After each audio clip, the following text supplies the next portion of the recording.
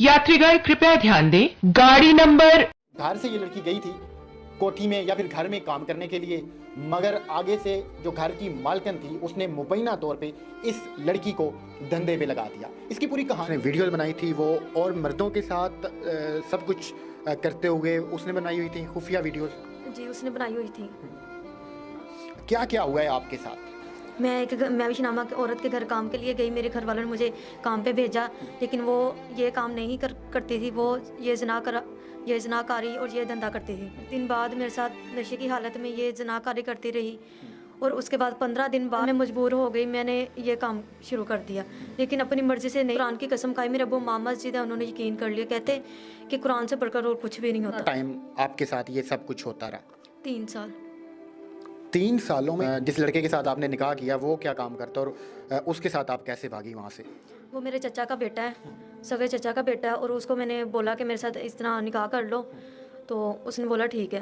उसने निकाह किया, उसके बाद हमारी अच्छे खुशी से शादी की। हेलो दोस्तों, पाकिस्तान से अब भी एक नया खबर निकल के आ रहा है। दोस्तों, एक लड़की रहती है, उसके घर वाले किसी बड़े घर पे भेजती है उसको, मतलब काम करने के लिए, झाड़ू पोछा करने के लिए। और एक बात होती है कि उनके जो जिसके घर पे वो काम करने जाती है, वो उसके घर वाली जो है वो खुद गलत काम करती है, धंधा करती है। तो उसी धंधे में अपने साथ उसको भी लगाने के लिए सोचती है कि हमारे साथ तुम भी धंधा करो। वो लड़की मीडिया वाले के सामने अपनी पूरी सच्चाई बता रही है कि मैं उनके घर पे काम करने जाती हूँ, तो उन्होंने वो मतलब वो लेडीज जो उनके घर की, वो बोलती है कि तुम भी गलत काम करो, हमारे साथ धंधा करो, बहुत पैसा उसमें। तो ऐसा क्यों हो रहा पाकिस्तान में? ऐसा होना चाहिए कि नहीं होना चाहिए? आप लोग कमेंट करके ज़रूर बताना। वीडियो में लास्ट तक बने रहना, बहुत मज़ा आने वाला है। ये बताया कि घर से ये लड़की गई थी कोठी में या फिर घर में काम करने के लिए, मगर आगे से जो घर की मालकिन थी उसने मुबैना तौर पे इस लड़की को धंधे पे लगा दिया। इसकी पूरी कहानी है क्या, आइए ईशा से जानते हैं। ईशा, क्या क्या हुआ है आपके साथ? मैं विशी नामक औरत के घर काम के लिए गई। मेरे घर वालों ने मुझे काम पे भेजा, लेकिन वो ये काम नहीं करती थी। वो ये जनाकारी और ये धंधा करती थी। जब मैं गई तो कुछ दिन बाद मेरे साथ नशे की हालत में ये जनाकारी करती रही, और उसके बाद 15 दिन बाद इसने मुझसे बोला कि ये करो काम। मैंने बोला कि नहीं, ये क्यों करना है, मैंने आज तक ये काम नहीं किया, मैं तो इज़्ज़तदार लड़की हूँ, शरीफ हूँ, और मेरे बाप की सफ़ेद दाढ़ी है, इज़्ज़तदार हैं वो। लेकिन उसने कहा कि तुम्हें करना पड़ेगा। मैंने कहा भी मैंने नहीं करना।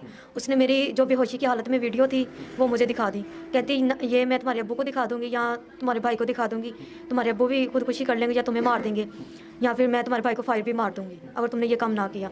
उसके बाद मैं मजबूर हो गई, मैंने ये काम शुरू कर दिया, लेकिन अपनी मर्ज़ी से नहीं करती थी, मुझे ज़बरदस्ती, फिर भी ज़बरदस्ती करवाया जाता था। कभी बहुत बार कोशिश की, घर में बताया, लेकिन जब बताया मैंने तो घर वालों ने यकीन ना किया। घर वालों ने बोला कि वो सच्ची है, तुम झूठी हो। ईशा, मुझे यहाँ पे आप ये बताओ कि आपको उस औरत के पास लेके कौन गया था? मेरे घर वालों ने भेजा था, क्योंकि मेरे भाई का एक झगड़ा हुआ था, तो उस टाइम वो आई, झगड़ा ख़त्म करवाया, और वो ड्राइवर बन गया, और मुझे उसके घर में मुलाजमा रखा गया। आपका भाई पहले उस औरत का ड्राइवर बना, फिर आपका भाई ही लेके गया आपको उस औरत के पास? वही हमारे घर में आई थी, कहती मुझे मुलाजमा की ज़रूरत है तो मुझे दे दो। पहले मेरी बड़ी बहन गई, तो उसके बाद मैं आ गई थी। तो आप लोगों को पहले नहीं पता चला, या फिर आपके भाई को नहीं पता चला कि ये औरत तो गलत काम करवाती है? नहीं, किसी को भी नहीं था पता। मेरे भाई का काम लग गया सेलमैनी का, और उसने छोड़ दिया, लेकिन मुझे ही वो लेके जाती रही। मैं उसके घर में रात दिन उसके घर में होती थी। तो फिर वो जब उसने ये काम किया तो मुझे तो 1 मिनट के लिए भी अकेला नहीं थी छोड़ती कि कहीं मैं किसी को बता ना दूँ। अगर मैं फिरोज़वाला थाने में गई 2 बार, या किसी और भी लड़कियों को मैंने उनकी जान बचा के उधर भेजा, लेकिन जो वहाँ पे शाह फैसल है, रहील है, SHO, उन्होंने सुन के भी कोई जवाब नहीं दिया, कोई FIR नहीं दी। आपने बेहोशी का जिक्र किया, वो आपको कैसे बेहोश कर देती थी? वो कभी चाय में टैबलेट देती थी, कभी कोल्ड ड्रिंक में। तो ईशा, आप वहाँ से भागी क्यों नहीं हो, या फिर आपने उस वक्त अपने घर वालों को क्यों नहीं बताया कि ऐसे ऐसे मेरे साथ करवाया जा रहा है? मैंने पहले अपने घर वालों को बताया, जब बताया तो वो कहते कि नहीं, और वो रोने बैठ गई। जब उससे पूछा गया कि तुम ये काम करती हो, तो रोने बैठ गई, कहती नहीं अंकल, मैं ये काम नहीं करती हूँ, मैं कुरान पे हाथ रख के बोल सकती हूँ। उसने जब कुरान की कसम खाई, मेरे अबू मामा मस्जिद है, उन्होंने यकीन कर लिया, कहते कि कुरान से बढ़कर और कुछ भी नहीं होता।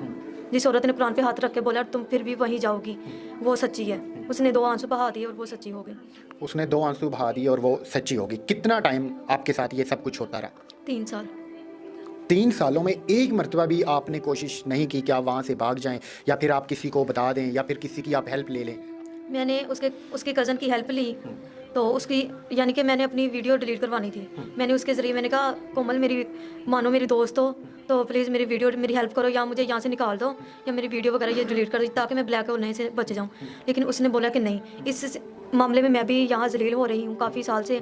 मेरी माँ को इसने जेल में बंद करवा दिया है, कोई पुड़ी वो नशे वाली, तो उसके हवाले से मैं भी कुछ नहीं कर सकती। उसके बाद कुछ भी नहीं हुआ, मैं वहाँ यही काम करती रही। लेकिन वो मुझे एक पार्लर वाले के पास लेके गई जहाँ मुझे लेके जाया करती थी, खुद भी अपना काम करवाती थी। तो वो सोशल मीडिया में काम करती थी।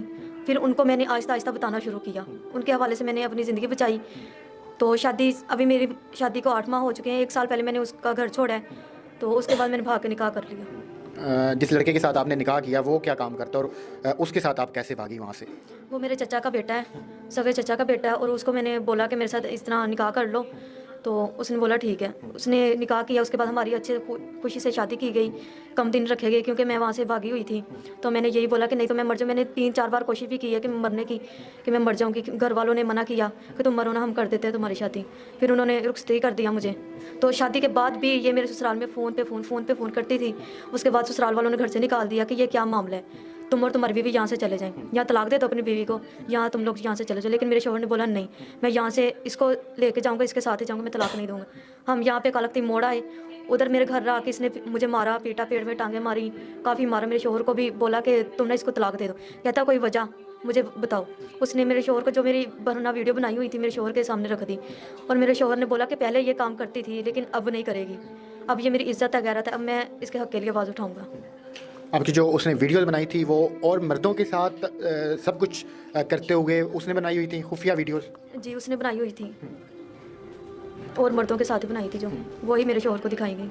ठीक है। और अगर उसके बाद 17 तारीख को मैं आईजी पंजाब गई, आईजी ने मुझे खुद सुना और उन्होंने मेरी जो एप्लीकेशन है वो डीपीओ के पास फॉरवर्ड की। डीपीओ साहब ने ये फिरोज वाला थाना है शाह फैसल SHO को फॉरवर्ड की, तो इन्होंने बिना सबूत लिए हुए इन्होंने रिजेक्ट कर दी। यही बोला कि ये लड़की झूठी है, ना हमें बुलाया गया ना कुछ, लेकिन इन्होंने हमें झूठा कर दिया। लेकिन अब मैं यही चाहती हूँ कि हमारी जो एप्लीकेशन है 3-4 बार हम पे हमला भी हो चुका है, अगर हमें कुछ भी होता है तो उसकी ज़िम्मेदार मैं भी और उसकी माँ है, उसके घर वाले हैं सारे।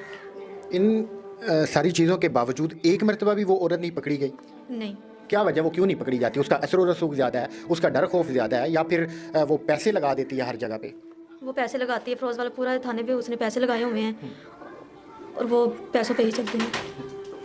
तो ये थी जी ईशा, जिसकी आपने सारी बातें सुनी हैं। अभी आपकी शादी को 8 महीने हो चुके हैं, तो मुझे आप ये बताएं कि जो आपका खामद है उसका बिहेवियर कैसा है? दोस्तों हमारा वीडियो कैसा लगा आप लोग कमेंट करके ज़रूर बताना, और वीडियो में नए हो तो चैनल को सब्सक्राइब कर लेना और कमेंट करके ज़रूर बताना हमारा वीडियो कैसा लगता है। तो अगले वीडियो मिलते हैं, तब तक के लिए जय हिंद जय भारत।